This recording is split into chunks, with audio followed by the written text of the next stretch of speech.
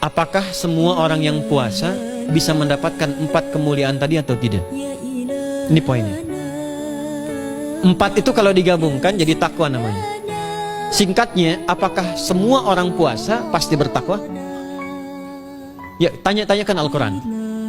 Apa jawaban Allah di Al-Quran? Dijawab langsung di ayat Siyam. Al-Baqarah ayat 183. Ya ayyuhalladzina amanu kutiba alaikumus kama kutiba alal ladzina min la'allakum. Nah, kalimat tattaqun itu diawali dengan kata la'allakum. La'alla itu namanya harfu taraji. Saya ulang ya, di ilmu nahwu la'alla disebut harfu taraji. Al-Imam As-Suyuti berkomentar begini. Setiap ada satu harapan, keinginan besar yang ingin dicapai, tapi diawali dengan kata la'alla atau la'allakum, ini menunjukkan bahwa harapan itu tidak mungkin bisa dicapai kecuali dengan kesungguhan, keseriusan. Jadi ketika Allah menutup kalimat puasa, ayat puasa dengan kata la'allakum, seakan memberi kesan tidak semua orang puasa akan mendapatkan kenaikan takwa dan jaminan 4 kemuliaan tadi kecuali orang yang serius puasanya, orang yang sungguh-sungguh puasanya. Karena itulah, untuk menunjukkan kesungguhan itu, bagian terakhir kita, Nabi memberikan 3 amalan utama. Saya akan bacakan dengan cepat 3 amalan utama yang dikuatkan oleh beliau kepada para sahabat sebelum tiba Ramadan, dan sampai sekarang menjadi kurikulum Ramadan Nabi. Jadi kalau ibu bapak ingin mengeluarkan kurikulum Ramadan Nabi, nanti bikin agenda saat Ramadan ya, supaya nggak pusing nanti. Kalau masuk hari pertama apa yang dikerjakan, hari kedua apa yang dikerjakan, subuh apa, siang apa, sore apa. Cuman nanti saya berikan 3 yang pokok ini. Ada 3. 1, meningkatkan sholat.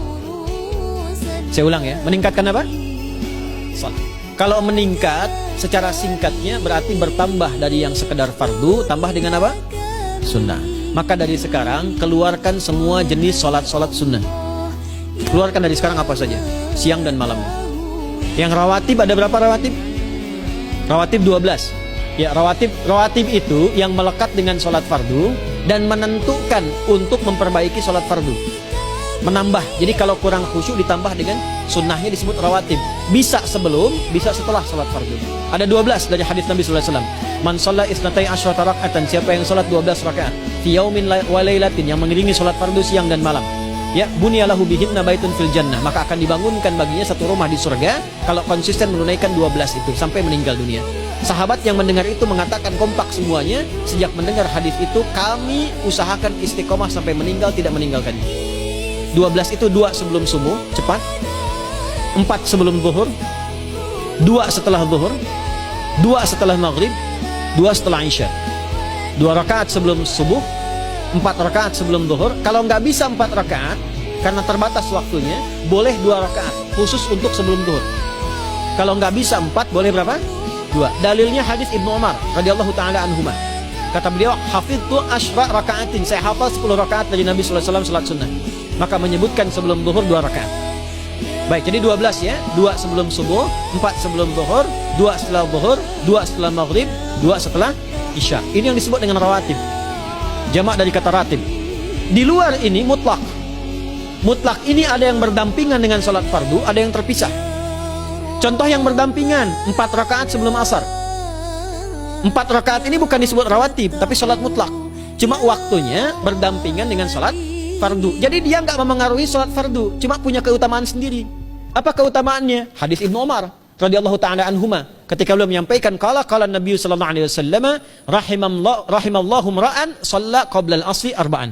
Allah akan menambahkan rahmat pada orang yang terbiasa sholat 4 rakaat sunnah sebelum sholat asar. Jelas ya? Baik.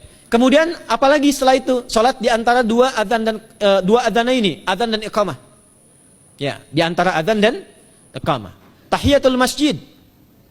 Apalagi misalnya salat duha. Duha dibagi 3. Awal duha itu kurang lebih 1,5 jam setelah salat subuh. Subuh sekarang misal 4:30, maka jam 6 muncul awal duha. Namanya syuruk. Saya ulang, salat apa namanya? Syuruk itu salat awal duha. Jumlah rakaatnya 2 rakaat. Man sallal ghadata fil jama'ati thumma yaqudu yadhkurullah subhanahu wa ta'ala fa yusalli rak'ataini fakana alaihi ka ajri umratin wa hajjin, ya ka ajri ummatin wa hajjin tamatan. Siapa yang salat subuh 2 rakaat dengan berjamaah, ya, dan umumnya kalau berjamaah bisa ke masjid di masjid. Kalau tak mampu ke masjid, tunaikan di rumahnya. Setelah itu tidak beranjak dulu, dia duduk untuk berzikir kepada Allah. Zikir itu bisa baca Quran. Quran surah 15 ayat 9 itu Quran disebut dengan zikir. Quran surah 54 ayat 17, 22, 32, 40 itu Quran disebut dengan zikir. Bisa baca Quran, bisa berdoa. Doa disebut dengan zikir. Quran